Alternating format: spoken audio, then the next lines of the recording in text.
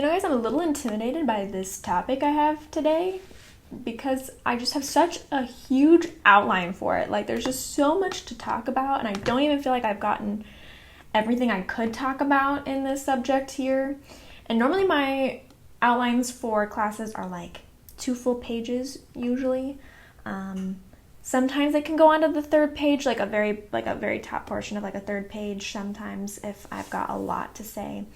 But this particular outline is 3 full pages, and I feel like there probably is more that I'm missing that I just haven't had a chance to think about and add in, or that I feel like if I had more topics that deal with this particular topic, more subtopics, that I could go on and on. It's a little intimidating. I hope that this doesn't end up being like a 3-hour class, because that is too much. Hopefully I can pare down what I have on here and make it more succinct and not ramble too much. So let's go ahead and get started and see how well I do for today's class.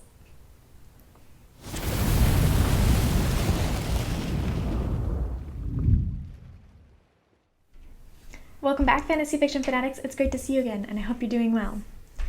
Today's class is a little bit of a unique class today. I am going to be discussing the topic of good versus evil in fantasy stories and how it is portrayed and how we see it and the differences that it can come in. Thank you so very, very much to Paul, who commissioned me for this particular topic. It is a very big topic, a very interesting topic, so thank you very much for thinking of it and asking me to share my opinions on it. Hopefully I can do it justice. I'm really looking forward to discussing it and have definitely a lot to talk about. So before I jump in, I do want to just give a minor spoiler alert for any of you who are watching, in the fact that because I am talking about good versus evil and the portrayal of it in fantasy movies and books and just fantasy stories, I do give some examples, and these examples do mention the endings of different books, or I do have a couple anime in here as well.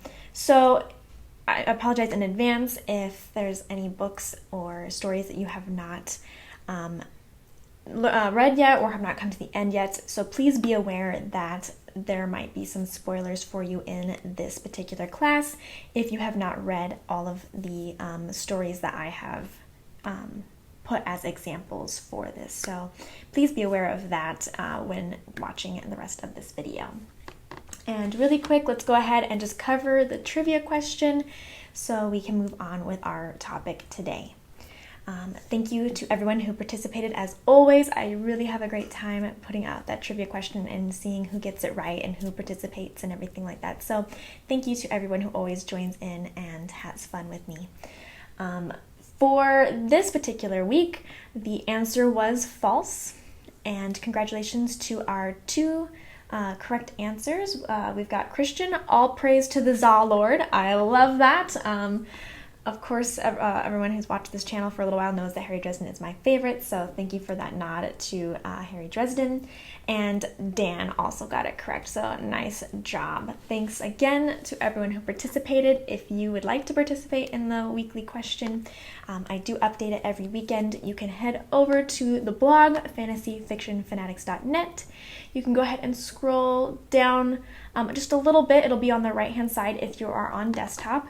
If you are on mobile, you will have to scroll almost all the way down in order to find the question. But it will be there, and you can answer, and you will be able to find out if you got it correct next weekend. So, all right, let's go ahead and jump in right away. I've got 4 main sections that I'm going to be talking about. So I'll just go ahead and outline it right now for you a little bit. This is in relationship to what I was asked for this commission on the different topics that I wanted Paul wanted for being presented with this topic. Of course, there are a lot of different topics to go on with this kind of discussion. So if I miss anything, please let me know if you'd like me to do another discussion with different types of topics relating to this main topic, or anything that I missed, of course, in each of these little subtopics. But I am going to be talking about fantasy and how good versus evil is often portrayed in high fantasy. In urban fantasy, I do have a little section on low fantasy and other genres of types of fantasy stories. I've got our religious portrayals of good versus evil in fantasies, and then I have a little bit of beings and creatures that are good or evil, or possibly neither. So those are the main topics that I was asked to talk about in relationship to good versus evil today. So let's go ahead and dive in with our first one, which is the portrayal of high fantasy, how we often see good versus evil in high fantasy stories. So in high fantasy, I have noticed a theme. Obviously, this is going to be a generality. This is not every single high fantasy book, but a lot of the times, generally for me, I have noticed in a lot of high fantasy stories that there is kind of a distinction of, or a line that is drawn, that one side is good and one side is evil. For characters, for actions, for everything else, there is a definite line of good and evil. What is considered good, what is considered evil, and we have these characters are considered good and these characters are considered the bad characters.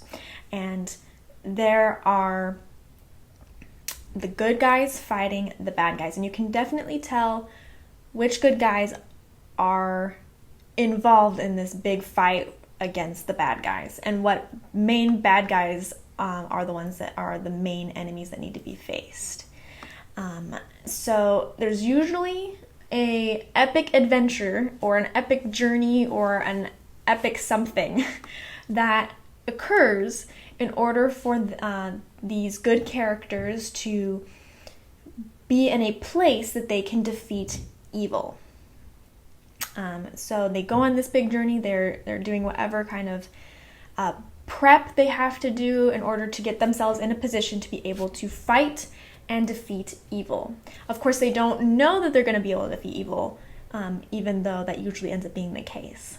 But they are trying to follow whatever needs to be done in order to set them up to be in that position to defeat evil.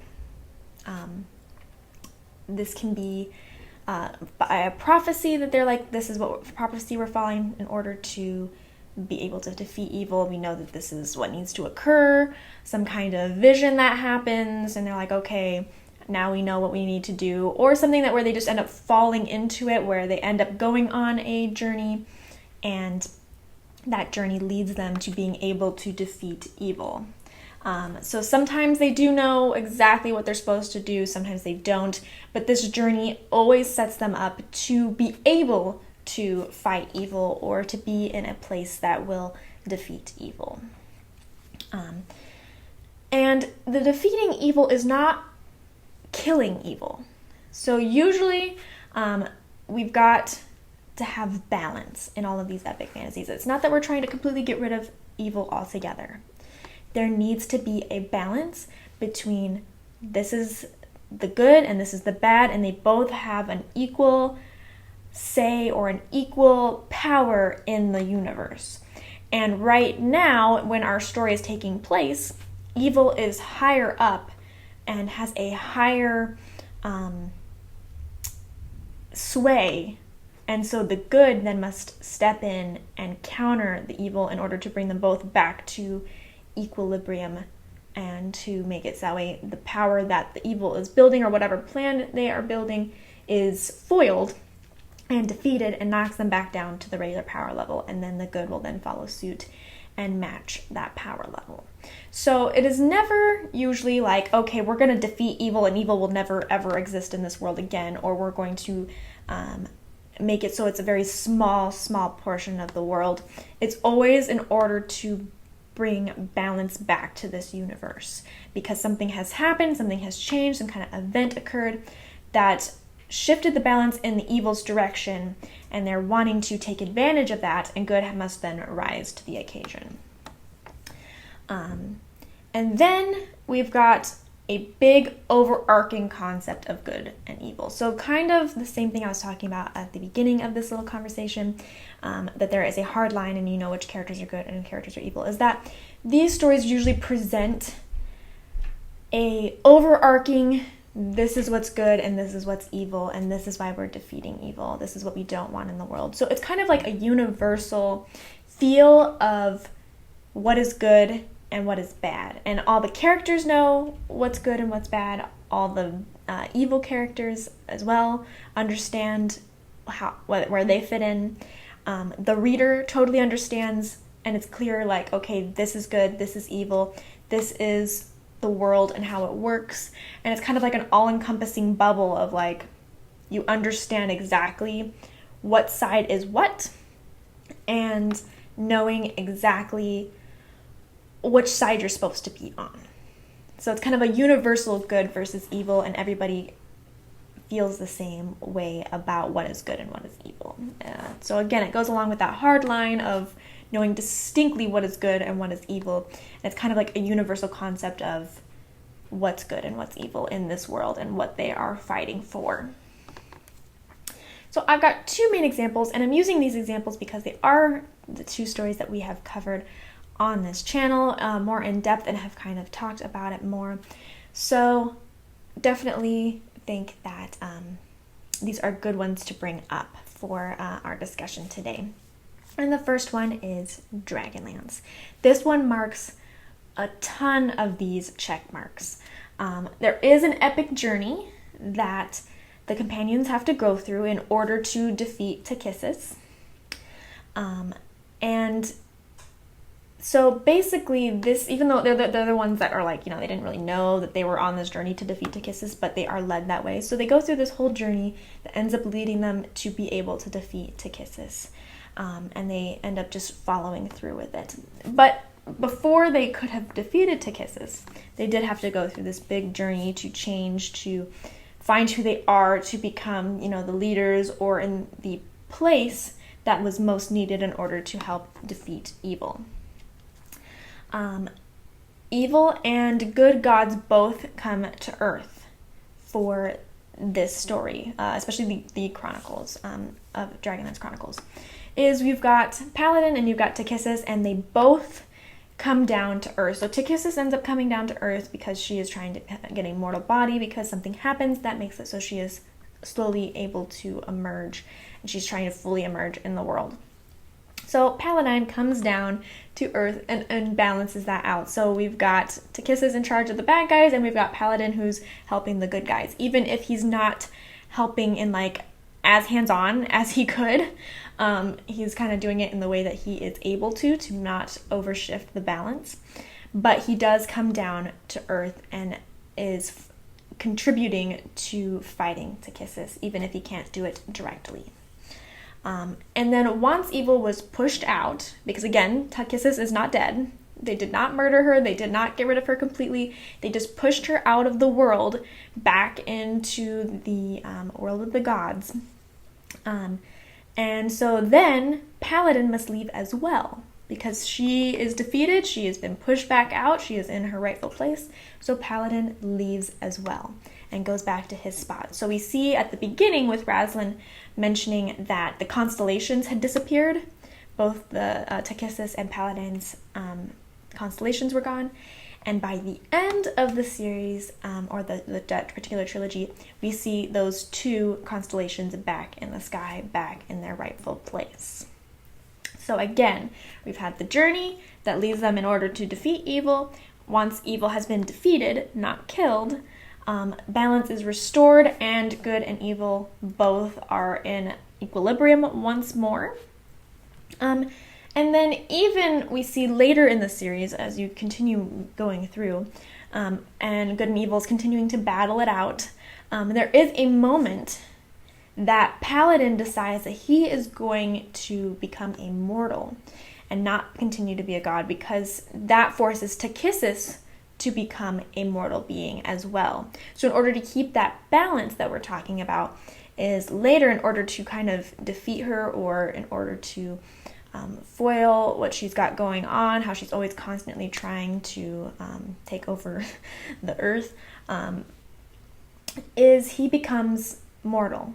And that forces her to have to become mortal because of the agreement of the balance that is between the two sides.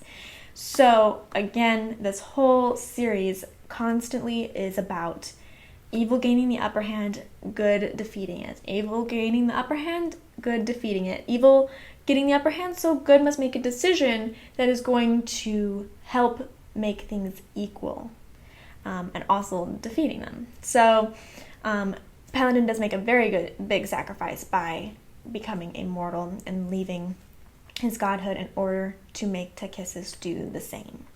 So it's a really good image of what I feel like the traditional high fantasy story portrays for good versus evil.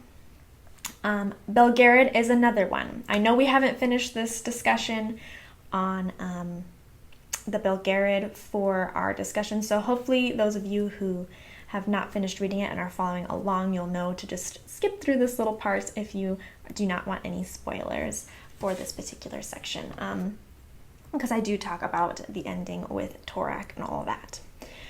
So Belgariad, I think, is another good portrayal of how I see generally fantasy fiction portraying the good versus evil. We've got a very long journey that we're still in the middle of in our current discussions, in the middle of book 3, but it takes very long time, several books, 5 books in total for the series. So this long journey that keeps going and going in order for them to set themselves up for the prophecy that they're following, that says, if you follow this prophecy and get all these things in alignment, good will be able to win against evil. So we are having this journey with all these characters, trying to set everything in place, trying to get everything ready and make it so that way they can then go boom, boom, boom. We've followed all of these steps. We are in a place to defeat evil, and we just have to cross our fingers and hope that Garon can save the world, because that is going to be his point right now, is to be that person that can defeat Torak if all of the lines are set up correctly. So, giant journey, a lot of growth, a lot of planning, a lot of things that need to happen and occur in order to defeat evil. Can't just kill Torak and be done with it, and Torak can't just outright win as a god. So I mean, even though he's a god, there is that balance in the fact that he can't just be resurrected. He can't just destroy everything. He's got to work through other people in order to get to the position that he needs to be in order to defeat the good side. So again, we see the balance between the two sides, is that Torak can't just go ahead and blow everything up, and good can't just win. They have to do this journey. They have to set everything up just right to be in a position to have a chance to win. Torak is needing that orb in order to resurrect himself, in order to come back and be able to fight and go again on what he wants to do. So he has to work through proxies that are going to get that orb for him, get it to him, resurrect him, support him, all that kind of stuff. So it does have a balance where you can see good has these things that they can do, bad guys can do these kind of things, and they are having that balance in order to then find their ending point, and either one could really win. It really is that case, even though most stories evil does not win. And we kind of understand that, but there is always a chance that evil could win, that evil does have an equal opportunity to win just as much as good. And in this particular story, Torak is actually killed. So he actually does die versus Takhisis, who doesn't. But he was not a god originally intended to be an evil god. He was not originally someone who was above the evil side of the world, kind of like Takhisis is the embodiment of evil and embodiment of darkness and everything that we usually consider bad people to do. Torak was not originally that personification. He was just a god that then was corrupted by greed and power.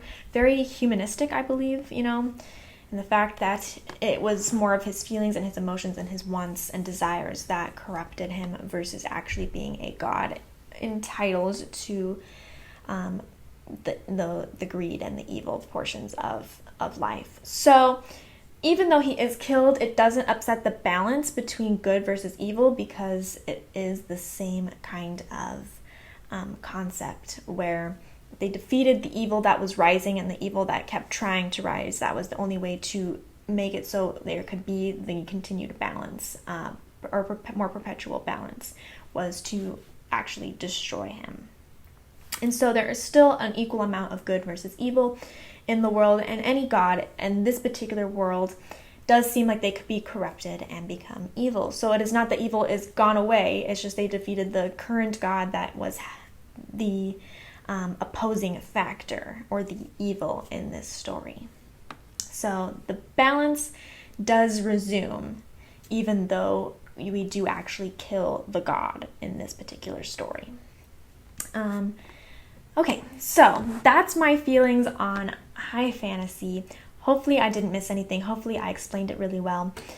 Let's go ahead and move forward with urban fantasy, but if you have anything else that you'd like to have said on high fantasy or anything you want to put in there, I would love to hear about it down below. Now for urban fantasy, again, this is just a generalization that I am making based on how I commonly see it in urban fantasies. This is not every single urban fantasy story. It does not always follow such a formula or anything like that. Of course, every author does their own thing. This is just a common theme of good versus evil that I generally see in a lot of urban fantasies.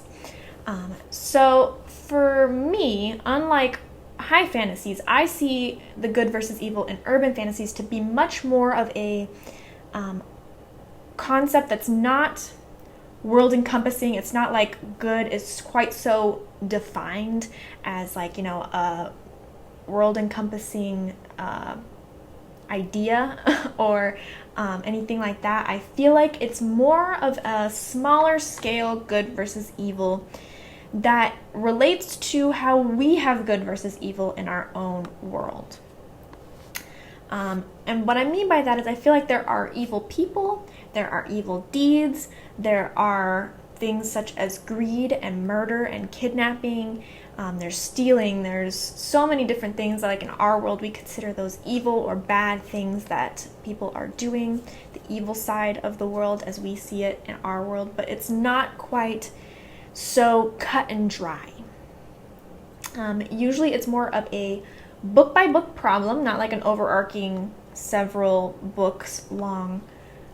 Well, there are usually a overarching problem that's happening through multiple books, but I mean each book has its own real problem or evil that it deals with. It's not usually all a long arcing 5-book saga in order to finish against one evil doer or one evil being.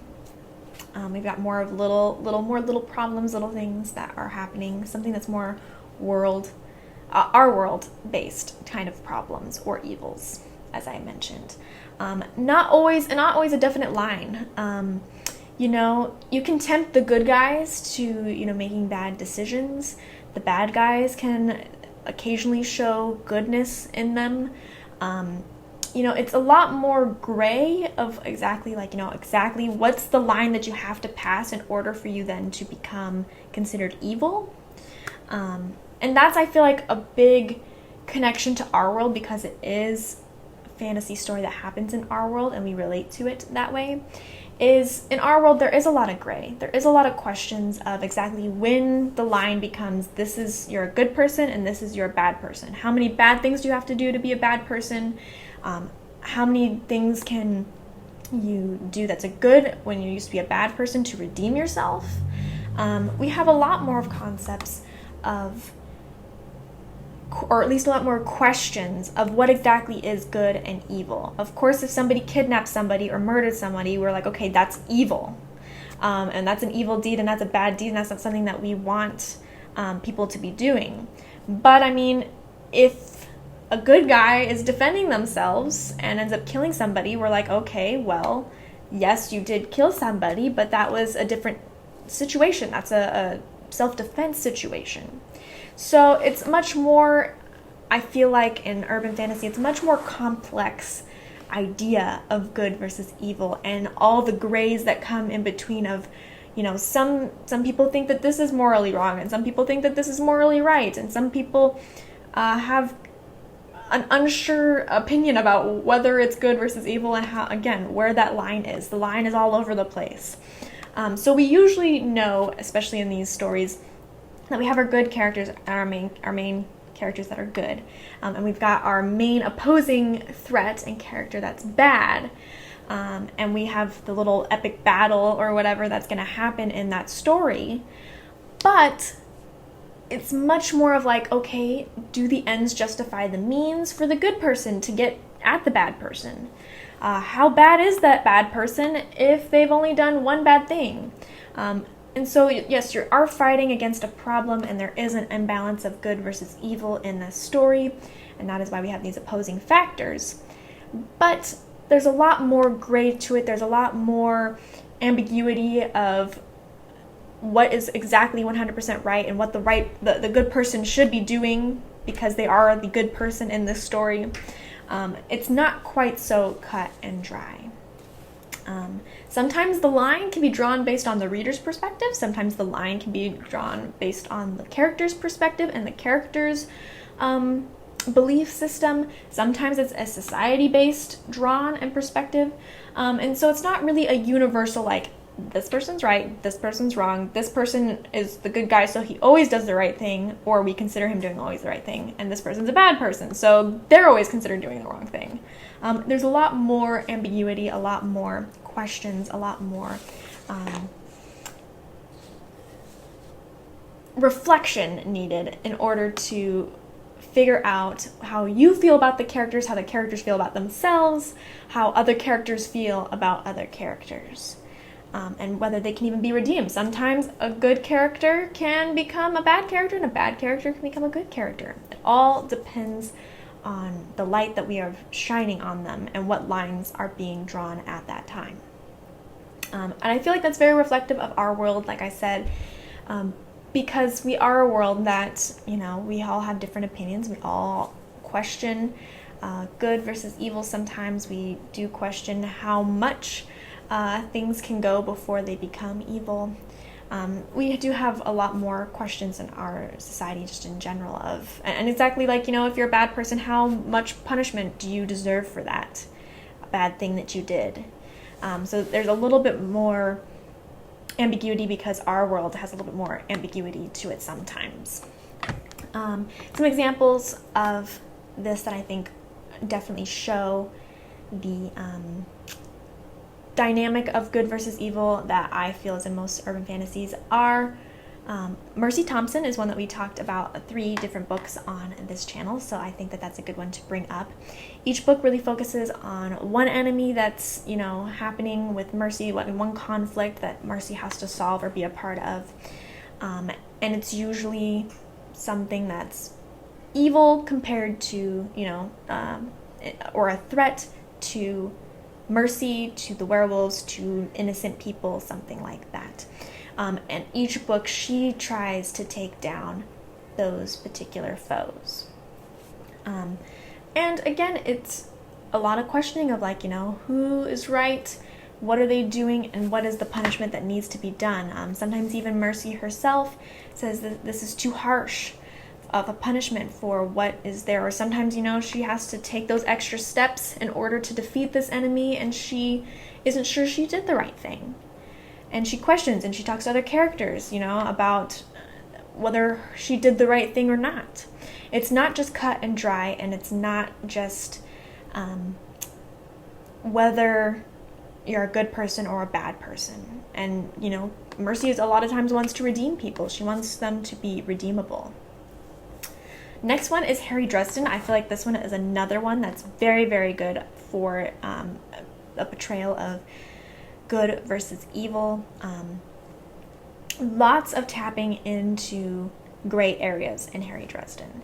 Harry Dresden is the kind of character that's like, yes, you definitely know he's the good guy, and he's always fighting for the goodness of the world. But he does a lot of things that make other characters question his judgment, question whether he is a good person or not.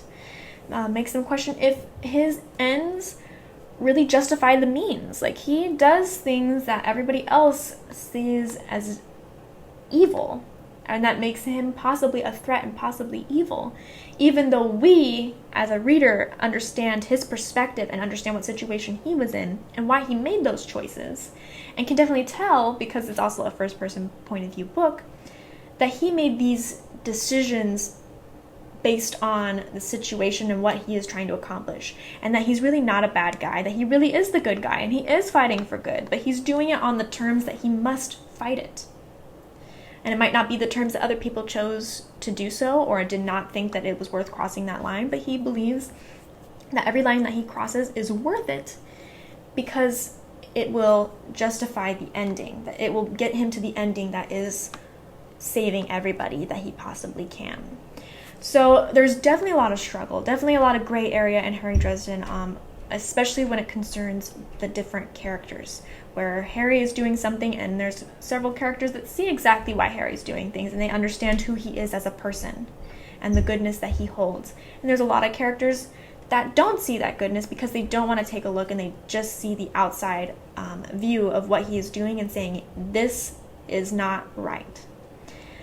So he battles a lot of different people. He goes up against a lot of different obstacles to try and defeat evil and to try and overcome the height that evil has, since there are so many different characters with so many different strengths.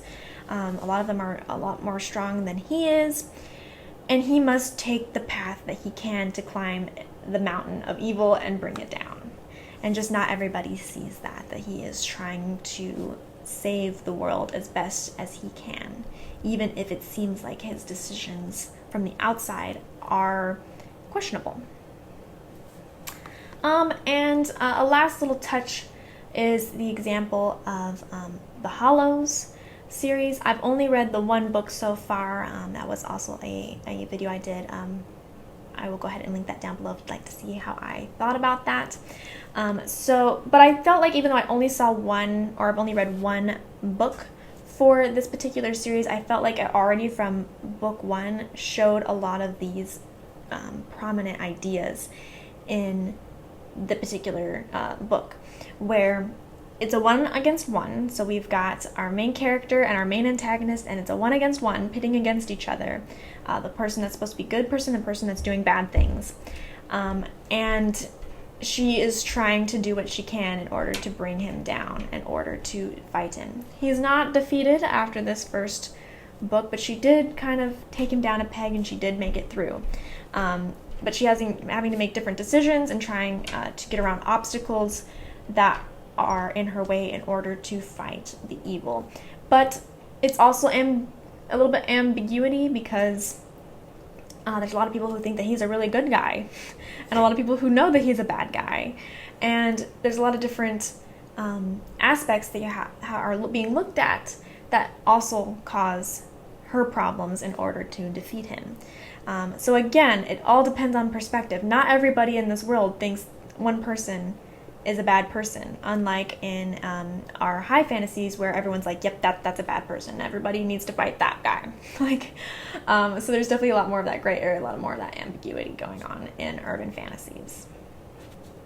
So next I'm just going to cover low fantasy and other genres of fantasy, just a little bit, just a quick little touch on this, is that I think for low fantasy, especially, it's very similar to a high fantasy on the fact that there's a definition of this is the good side and this is the bad side, but there is a little bit more of the urban fantasy's gray area where there's a little bit more of a gradient in there. I guess you could say there's characters that don't always follow the strictest, they're a good person or a bad person, and there's a little bit more of a leeway, of a little bit more of questioning. So there isn't a universal concept these are supposed to be the good guys, this is supposed to be the bad guys, but there is a little bit more of a gray area in there. So they're kind of a little bit of a mix between the high fantasy and the urban fantasy,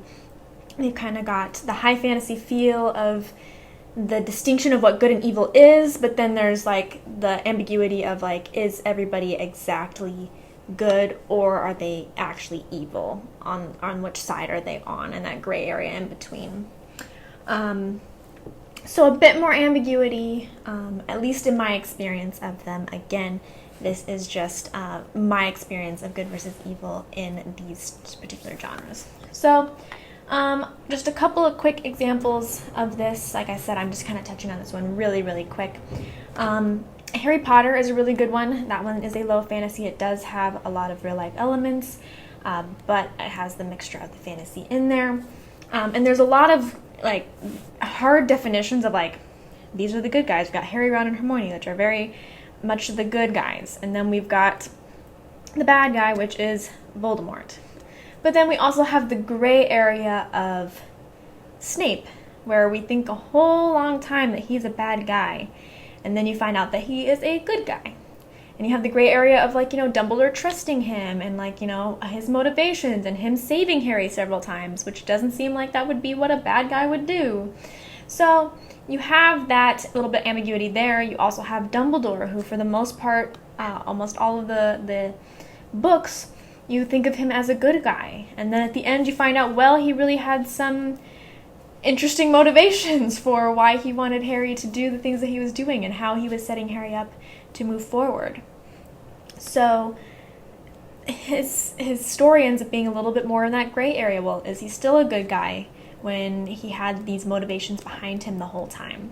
So again, like I said, there does seem to be that distinction of the good versus the evil and who is on what side. And then you have those little bits of gray area, that little bit of ambiguity mixed in there where it makes it a little bit more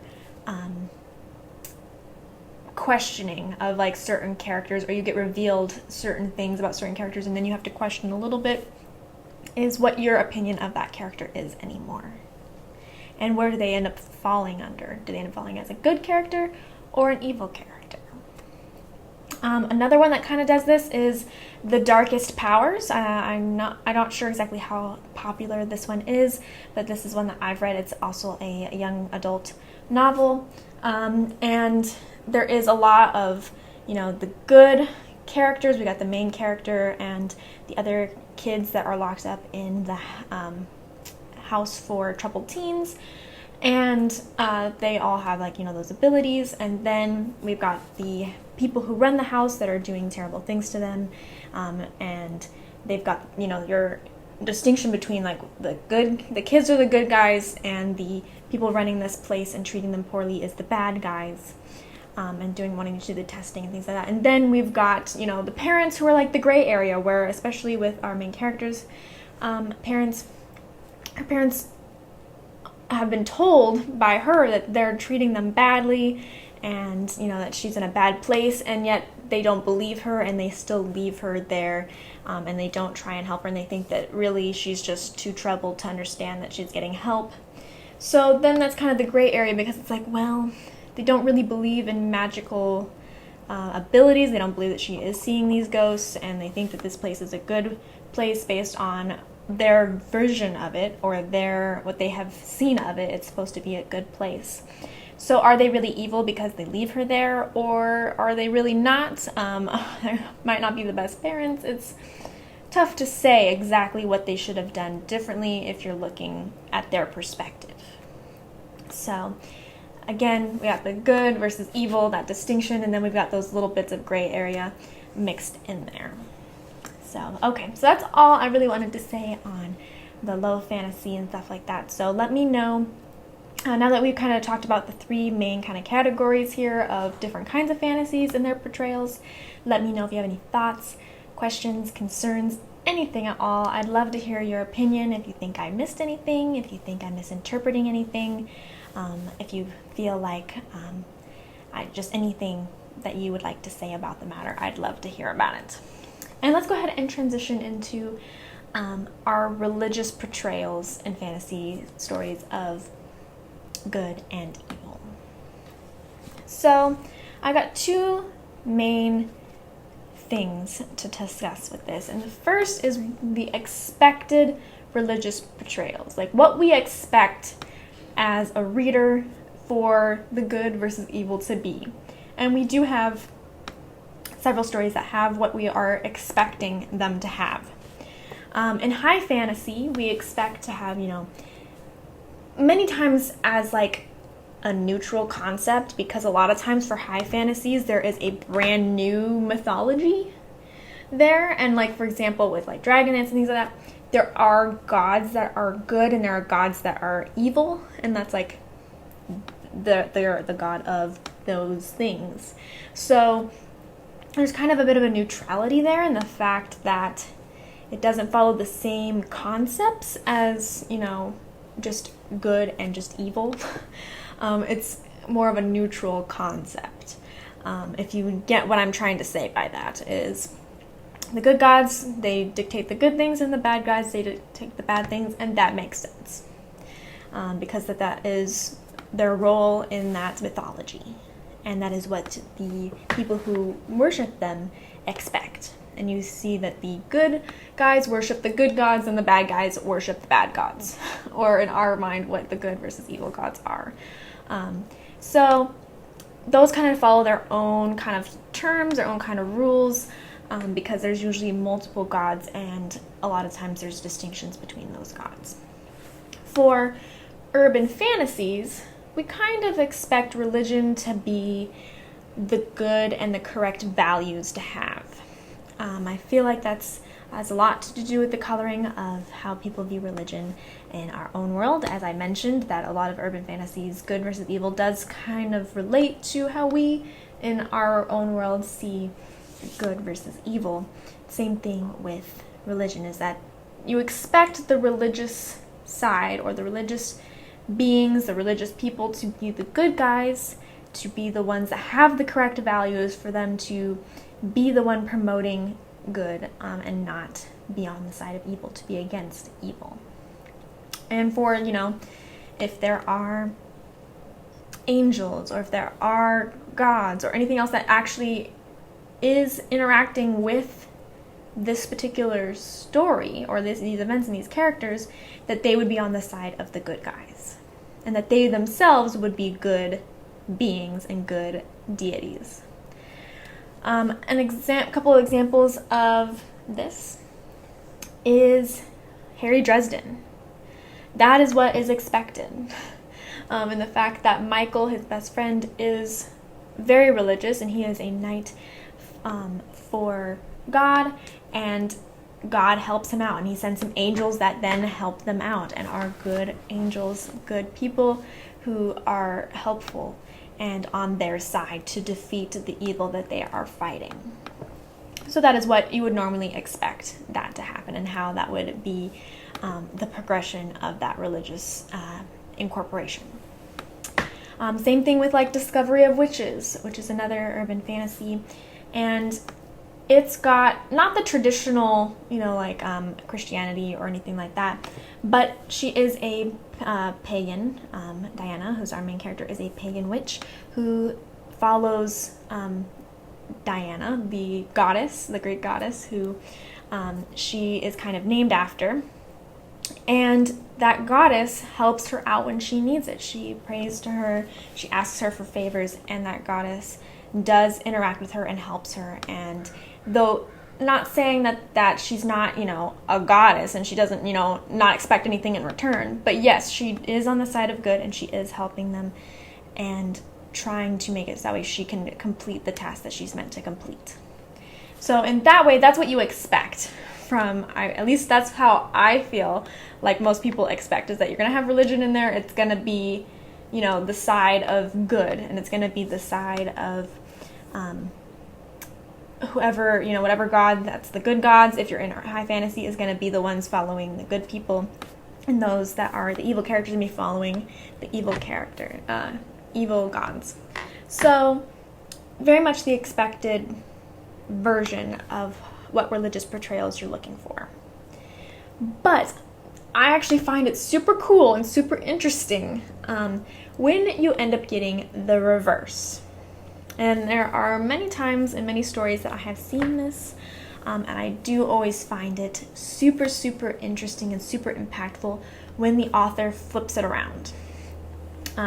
So where especially like with stories that are, urban fantasy or something like that, and there is more of a polarity of like, this is good and this is bad, that you have the religion or the religious people being the bad guys. And you've got the people who are not following that religion or following a different kind of religion, depending on if it's in our world, maybe they're not Christian gods or whatever else. They have different ones or made up ones or whatever else. And they're the ones that are the good guys. But the ones that follow the traditional like Christianity, or the ones that are following the gods that are supposed to have these super good values, and they're the ones doing the evil deeds, and they're the ones crucifying the other side. So possibly this could come from a reader perspective, just because that's what we're expecting is reversed, as also what we believe should be the good side versus the bad side, what we as a reader, our values believe are good versus bad. So I will say that the reverse, as well as the expected, both sides, do relate a lot to the reader's perspective, for what the reader expects, and what the reader then feels like is the wrong way around, or the reverse of such. So I actually should have mentioned that at the first time, is that it is a lot based on my perspective and how I always think what is expected, and what I feel like most people I know of have expected, versus the reverse of that. So for example, for this reverse here, is Dark Sword. Dark Sword doesn't have a traditional religious entity. It's a full high fantasy. But the religious people, the religion of this world, is a very big thing. And it really is not promoting good values. One of the main concepts of the Dark Sword series is that people who are born, or children that are born, without magical aptitude are considered dead. It doesn't matter that the child is born healthy, that the child is actually alive. They have a way to test the baby, and if the baby does not have any magic, then they classify them as dead and leave them to die. And this religion is very controlling. It's very much does not promote good values. It is absolutely against technology and the growth of that way. Very much the antagonist of this trilogy. The religion is what is making all of the problems and promoting, the problem that these characters are facing, and that characters that do follow this religion are the bad guys. Or, not necessarily all of them. Some of them do interact with the other side, and as all stories are, there's always the little bit of that line and possibly reality coming through that then changes which side people are on. But for the most part, the people who are religious are very much the antagonist. They're very much the one that's trying to control the people, trying to be very hardcore. And it has a lot of undertones of what that also relates to just as religion in general. So it really paints this picture of questioning religion, questioning its morals, questioning what it's teaching people, and questioning how it's, controlling and oppressing people. So I think that that's a super interesting aspect of the Dark Sword trilogy. It's super, super interesting. And then, for a little bit of a different kind of example, there are some animes. I'm a big anime watcher, that have fantasy stories or whatever that have this to be the case, and I find them super, super interesting. So, for example, one is called Devil is a Part-Timer, and the whole premise of this story, and it is a comedy, it's very, very good. I would definitely recommend it to anybody who is interested or likes anime and hasn't seen it. But the whole concept is that this devil, or this demon, the Demon King, is supposed to be this really bad guy, and the religious people of this fantasy world chase him out to our world, and he ends up having to get a part-time job to survive in this world, and he's trying to figure out how to get back to his own world. And as you continue forward, the religious people have followed him to this world and are trying to kill him, and things like that, and trying to bring him down because he's supposed to be pure evil. But as you get to know him and as the story progresses, you realize his motivations are not evil. You realize that his motivations are very kind indeed, that he's actually a very good person, and he's a very nice person, and cares a lot about people, and cares a lot about the people that he was the lord of all the other demons. So in this particular story, the religious people are the terrible people. As you learn more about what the people who are supposed to be, like Christians, like a similarity to similar religion to Christianity, are the ones that are not doing the nicest things to the people. And that the demon lord is the one that seems to really care about his people. And you start to question as you go through this anime, how is it that the people who are, are angels and the holy knights and all these things that are supposed to be representing of good in our perspective are actually the ones that you learn are doing the most terrible things? And that the one that's the demon is actually the one who really cares about people and has been trying to make a better life for his people. And even in his interactions with just regular people in our world, he's a very caring, nice person with a lot of humor to him. So very flipped perspective on the traditional religion, God versus demon type view. Another one is Black Butler. That's another one that's a very common or mainstream anime. In Black Butler, our main character, though this whole anime is a little bit of a darker one, the main character does have a demon who is in his service, but really the demon is not a bad guy. He's more of a neutral guy. And in the anime version, not the manga version, because they are definitely different, but in the anime version, it actually is the angels that are the evil creatures of this world, and they end up interacting with some angels, and these angels are actually being very terrible people, doing terrible things to the people that are worshiping them and stuff like that. So again, it's the flipped version of where the angels, who are supposed to be the epitome of good and to be the messengers of God, is supposed to be considered a good God and loving God, is actually doing terrible things.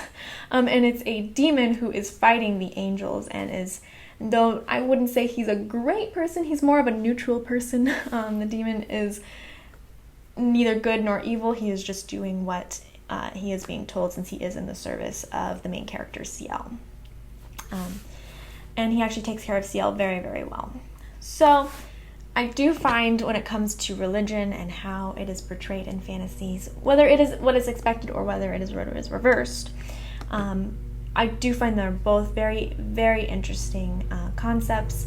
And I always love a story with a mythology, whether it's a made-up mythology, whether it's more of a traditional type of mythology, anything at all. I always think it's very interesting how authors incorporate that and incorporate it based on what is considered good and what is considered bad, and how they play on us as the readers' expectations and what our review and our perspective of religion and good versus evil is. And they really either follow that and that progresses the story, or whether they shy away from what we expect and that changes the story and our view of it. I always think that's super, super interesting. All right, so now last but not least, I just thought I would kind of list some different, in different categories, these different creatures or beings and what we usually or commonly think of as good or evil, or ones that are kind of more complicated, because it really does depend on what the author does with them. Just because trying to see the commonalities of what we think of as good creatures or good beings and what we commonly think of as evil creatures or evil beings in most fantasy stories. Again, as always, if I miss anything or you think I got anything wrong, I would love to hear from you and to hear your opinion as well. Love to learn together with you as always. So the first category is our good beings or creatures, and what we usually consider as usually end up being the good benevolent characters, or that we see as the good characters or beings and creatures. And we've got elves to start off with. Of course, elves do have a different background before, like Lord of the Rings and things like that, but I mean elves in like the Lord of the Rings sense or a Dragonland sense or something like that. The dwarves. We also have brownies. Those little fantasy creatures are usually considered more good characters, not really malicious or anything like that. Angels, in general, if we are doing what is expected, of course we just had a topic about that could be reversed and subverted of our expectations, but angels are usually considered to be good, holy creatures. Unicorns are considered to be especially good creatures, very helpful, very benevolent, very beloved creatures. And winged horses like Pegasus or something like that would be considered something that is commonly a good creature or something that would be helpful, or beings that would be on the side of good. For evil, bad, villain characters, however you want to classify it, we usually think of goblins, trolls, giants, gremlins, and demons / devils, again, unless our concept or our expectations are reversed, as more of like evil, bad villain characters. You kind of expect that if you have them to be evil. You expect them to be the villain characters at the very least. That's kind of the role that they usually fill. And then we've got several that are kind of complicated, and that is because they're either in the gray area or there's a lot of different stories and variations of how they are treated. Whether they sometimes are good, sometimes they're bad, sometimes they're kind of in between. It really is tough to know. Though I will say in these different ones, usually you can tell pretty quickly what context they're going to be put in. So you start reading and you kind of know pretty quickly whether they're meant to be evil or what they're meant to be good. And the first one is humans. Humans is always the one that's the gray area because humans can be really, really good and humans can be really, really terrible. So definitely number one in the complicated is humans. Next are fairies and pixies. Sometimes they can be really, really great. Sometimes they can be really mischievous and malevolent and vicious. Really depends on what the author decides to do with them. Dragons are also the same way, whether they are like, the kind that are terrifying, fire-breathing creatures and monsters.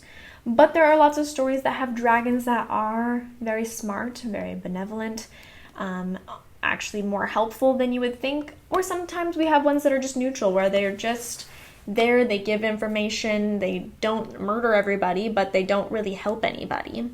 So it really can depend with dragons, at least in my experience of a lot of the ones that I have read, can give quite a range of different kinds of dragons.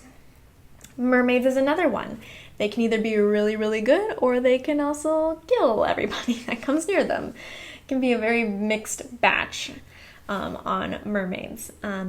As well as for urban fantasies, vampires and werewolves are both always up in the air. Some stories have vampires as evil creatures, and sometimes some vampires are the main characters and they're the ones that you're rooting for because they're really benevolent. Same thing with werewolves. Sometimes werewolves will just kill and murder anybody, and sometimes they're the main characters and they're the ones that are the honorable people, and they aren't really monsters. Vampires and werewolves aren't considered monsters in these cases, and sometimes they're considered very monstrous. And last but not least, I feel like centaurs can also be up in the air. There's a lot of stories, especially, originally like with folklore and things like that, where they are very malicious, trickstery type beings that can be very, very vicious. And then there's other ones like, Harry Potter, where they can be very helpful if you treat them right.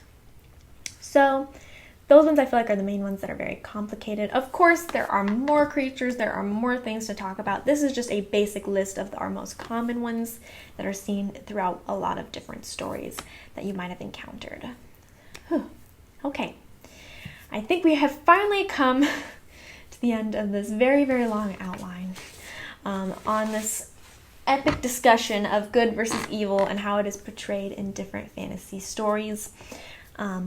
Please, again, let me know if you have anything that you want to say, whether it's, to agree with me, whether it's against me, whether you feel like I missed anything, whether there's any other topics that you wish that I had covered when it comes to good versus evil, need any more examples, anything like that, please let me know. I would really truly love to hear about you and hear about your thoughts on this concept.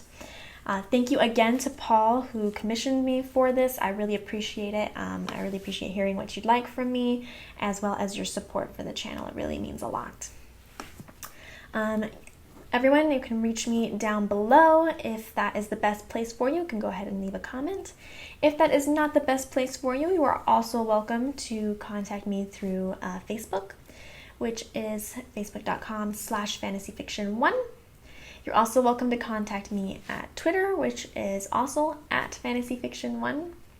You can email me, or you're also welcome to join the Discord if you'd like to talk to me and your other fellow fantasy fiction fanatics about good versus evil, fantasy, non-fantasy, books, not books, anything at all. We're all having a great discussion over there. We've got several people on the Discord server already chatting and having a good time. Hopefully we will see you there. And you can also contact me on there. I'm on there quite a bit. And hopefully if you need to get a hold of me, that will be a good place for you. Go ahead and get your link down below and join the server if you would like to. And last but not least, if you want other kinds of content from me, other things that you're looking for, go ahead over to the blog, fantasyfictionfanatics.net.